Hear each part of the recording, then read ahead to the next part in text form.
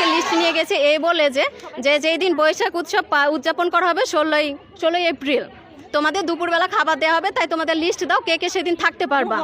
পুরো হলের আমরা সবাই লিস্ট দিছি, কালকে আমাদের টোকেন দিয়েছে যে তোমাদের দুপুরে খাবার দেওয়া হবে। তা আজকে তো মানে ছুটির দিন না, আজকে হলো অন ডেতে সবারই ক্লাস আছে, পরীক্ষা আছে। আমার ডিপার্টমেন্টে যেমন ভাইবা ছিল, এরকম নানাবিধ কারণ আছে, যার কারণে অনেকে উপস্থিত হতে পারেনি। 7-8 জন মতো আসছিল র্যালিতে। তাই স্যার রাগ করে 2 মিনিটের মধ্যে নিছে যে আমাদেরকে দুপুরে খেতে দেওয়া হবে না, আপাতত ডাইনিং বন্ধ থাকবে। কতদিনের জন্য, কতক্ষণের জন্য সেটা মেনশন করেনি। আমি যখন একটা সময় যাই যে আপু কি ব্যাপার খাবার দিবেন না, তখন বলছে না স্যার নিষেধ করছে, তোমাদের খাবার দেওয়া হবে না। বলছি তাহলে এত খাবার কি করবেন? তখন বলছে আমরা খাবো, রোবস্ট খাবে। আবার যারা না গেছে তাদেরকে নাকি সিট দেওয়া হবে না, সেটাও বলেছে। আমি র্যালিতে আসছিলাম, তো বলছে যে তোমার নামটা লিখে যাও, শুধু তোমাকে সিট দেওয়া হবে, এরকম হুমকি দিয়েছে। র্যালি উপলক্ষে যে খাবার দেওয়ার কথা ছিল সেটা উনি মেনশন করেনি। খাবার বাতিল হয়ে গেল, ঠিক আছে, ইটস ওকে, র্যালিতে যায়নি, খাবার দেয়নি। তাহলে রেগুলার ডাইনিং কিভাবে উনি বন্ধ করে? আমাদেরকে না খাওয়ায় মারবে? আর আরেকটা ওনার উদ্দেশ্যটা কি? কিন্তু শিক্ষার্থীদের কোনো সুবিধা বিবেচনাই করা হয় না, প্রত্যেকটা ওনার কথাই হলের স্বার্থ। আমার প্রশ্ন হচ্ছে হল কাদের জন্য? হল যদি আমাদের মেয়েদের জন্য হয়ে থাকে, তাহলে উনি কেন আমাদের সবসময় অসুবিধায় ফেলবে?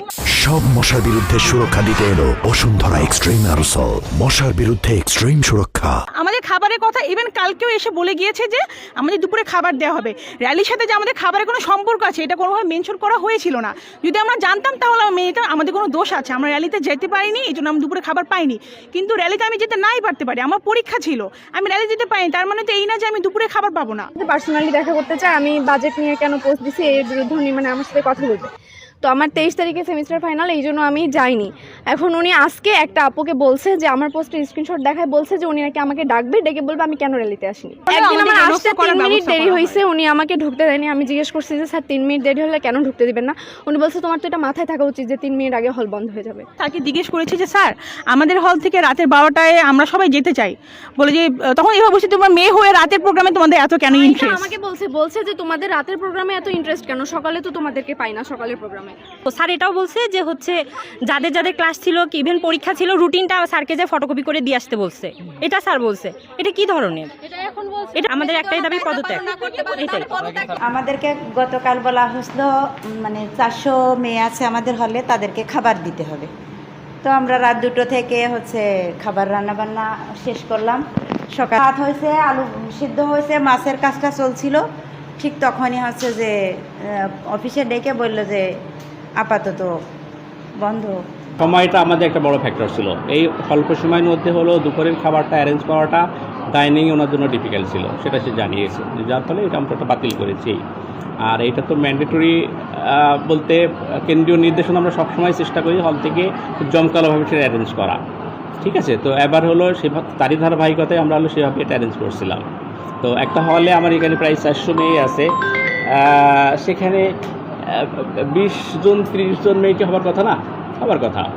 একটা পর্যায়ে আমরা খুব ফ্রাস্ট্রেটেড হয়ে আসলে এটা আমরা ক্যান্সেল করে দিয়েছি, যেহেতু 6-7 জন নিয়ে আসলে আমাদের যে প্রিপারেশান ছিল, তো আপনি ব্যান্ড পার্টি নিয়ে এই 7 জন নিয়ে এটা কীভাবে যাবেন? আমাদের কাছে মনে হয়েছে যে আমরা খুব কমফোর্ট ফিল করিনি, যার ফলে এটা আমরা ক্যান্সেল করেছি।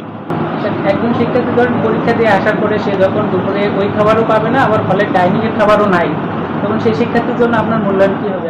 এটা আমরা তো গ্রুপে অলরেডি দিয়ে দিয়েছিলাম যে এটা আলটিমেটলি যেহেতু ওই সময় পাচ্ছে না, এখন যে রান্না করবে তার সক্ষমতা আমাকে দেখতে হবে। শিক্ষার্থীদের অভিযোগ তারা আমাদেরকে জানিয়ে দিতে চান যে স্যার আপনি রাগান্বিত হয়ে বা খুবই বশবর্তী হয়ে না, এইটা এখন তো ওরা হয়তো ওদের মতো করে ইন্টারপ্রেট করতেছে, যেহেতু সিচুয়েশনটা তাদের কাছে এরকম মনে হয়েছে। বাট আমাদের কাছে সেটা হলো ওই সময়ের মধ্যে আমরা ওটা অ্যারেঞ্জ করতে পারিনি, ডাইনিং সে বললো অ্যারেঞ্জ করতে পারবে না, ব্যাপারটা তাই। এখন ওরা যেহেতু খাবার পায়নি, ওটা ওদের মতো করে এক ধরনের ওদের মতো করে ওরা ইন্টারপ্রেট করতেছে। আমরা তো সব ফ্রাস্ট্রেটেড ছিলাম, তো রাগের ক্ষোভের ক্ষেত্রে সেক্ষেত্রে আমরা ওই রকম কোনো কনফ্লিক্ট ডিসিশন আমাদের থাকার কথা না, কারণ আমাদের সিট বন্টনের এটা আমরা কম্পাইল করছি। আমি একবার লাস্ট সিট দিয়েছি গত কয়েক মাস আগে, তো সেই ক্ষেত্রে আমরা সিট যেটা দিই সেটা যে নর্মালি খুব ক্যাটাগরি মেনটেন করে, আমরা গতবার খুব সিনিয়রিটি বেসিসে দিয়েছি। এবারও আমরা একটা কম্পাইল করতেছি যে এটা আমরা মানে টপ মোস্ট সিনিয়র ব্যাচ যারা আছে তাদেরকে আমরা আগে প্রায়োরিটি দিব, আমি এসে সিট বন্টন করতেছি।